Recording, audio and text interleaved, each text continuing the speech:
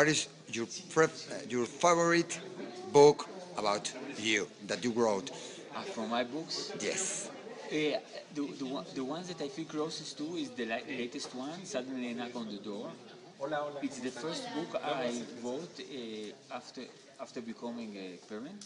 So, in a sense, it brought a lot of changes to my life, and it took me the greatest effort to write. It took me 8 years to write it, so I feel very close to it. They said you are an inventor, writing books, writing short stories, that you invent them all. But some others say that it's like an autobiography, and some others say that it's reality. What is your kind of writing? It's reality. On what you base you? I think for me, it's reality. Even if it has fantastical elements, I try to be loyal to my subjective experience, and that subjective experience is never realistic. It's always realistic. If I don't know, when you kiss a girl and you think you float in the air, then my characters will float in the air because my commitment is not to the laws of physics, but to the law of the soul and the spirit. You have now a new book that is coming, like a film movie. How do you feel seeing your books on the big screen? How does it feel? It's very interesting because when you see an adaptation of your story to film, it's almost like being inside the mind of a reader and seeing how a reader had imagined your work. And I think that it's a great gift for a writer.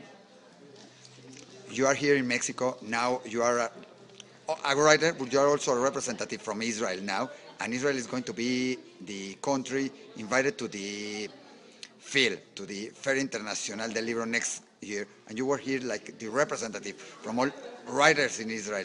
How do you feel? How do you feel that Israel is going to be that?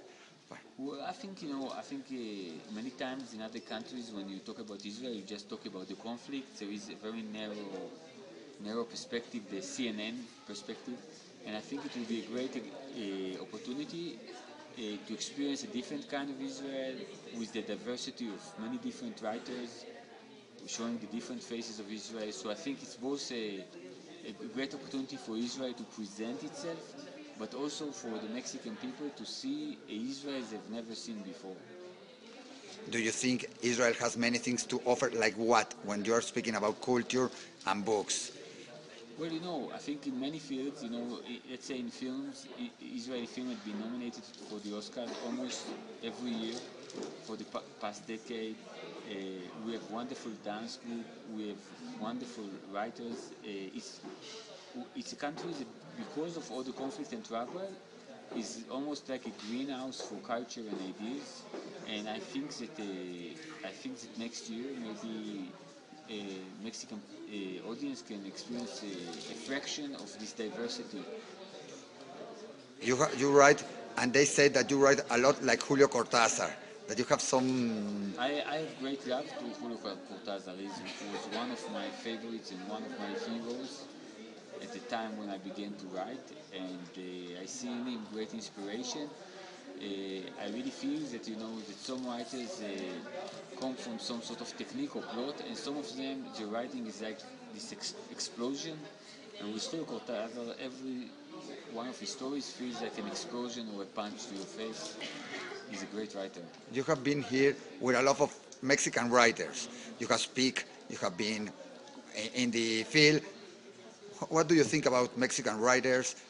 What have you discovered? Well, I must say that my strongest connection to Mexican culture is actually Mexican films. I'm a great fan of Mexican films. I think that some of the most interesting films this day are being done by Which Mexican. films have you been? No, it's like how do you say, Love Bites, Mordida? yeah, or Tomorrow Children. Ah. There are many amazing filmmakers here that have a take that is much different than the American mainstream or indie or the French or European sensibility. And as an Israeli, I feel very close to them because stories many times have an element of violence and some sort of a difficult dialogue with Western narrative, which is something that is also true, I think, for Israel and Israeli art. Do you think with books, with writing, you can do something about Palestine, Israel, and all this conflict that for many people. No, I think that I think that I don't know of any books that could stop a bullet.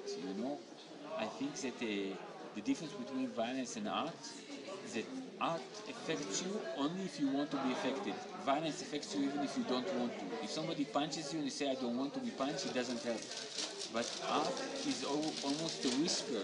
You have to want to listen very hard to get something from it. So I don't think that in a violent time art can change. I think that you need to have some sort of a collaboration or cooperation with the reader, and in that sense, its effect is much more subtle than that of this great violence around us.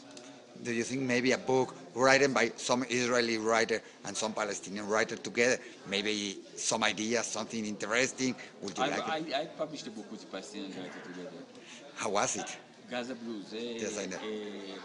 It was very interesting. It got a lot of good reactions, but it appeared in many languages, but it didn't appear neither in Arabic nor in Hebrew. And I think this is maybe the best lesson of this. This initiative affected the Greek people, French people, German people, Dutch people much more than it affected Israeli and Palestinian people. I'm afraid that the naivety that I may had as a younger writer about the ability to change reality is it disappeared, with the friction with reality. If somebody wants to start writing now, what do you recommend him?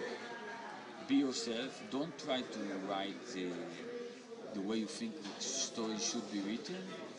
Don't try to imitate anyone. Just tell the stories that you are most passionate about, not the ones that you think that are the most fitting for literature or the ones that will interest the audience.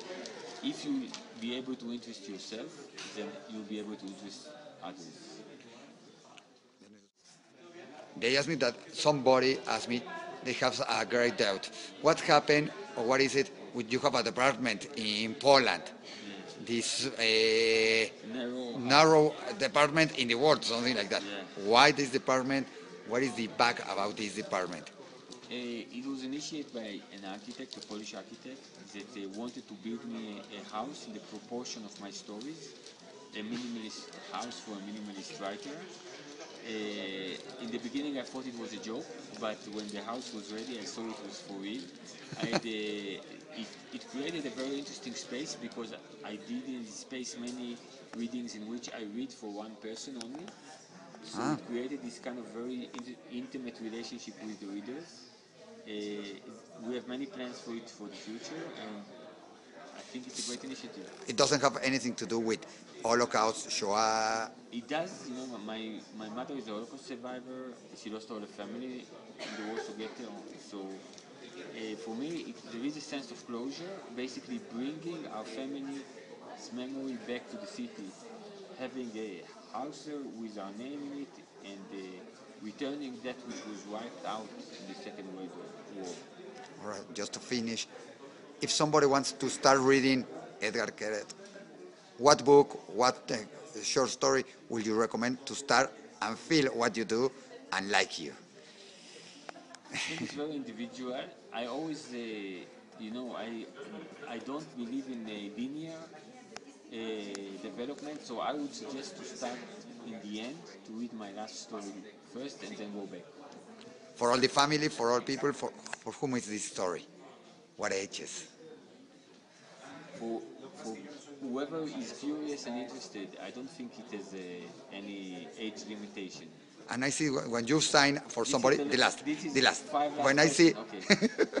when you sign to somebody in your book, you always do a different character, a different painting. Why? First of all, I repeat myself many times, but I believe that when you write, there is something that is not really sincere because I can write with friendship, but you are not my friend. I can write yours, but I'm not yours. With a drawing, every time, even if you try to draw the same, you draw it differently, and I think that there is something more authentic and more real in this kind of dedication. All right, you will have to to draw us something for Diario Judío now. Thank you. Be glad to.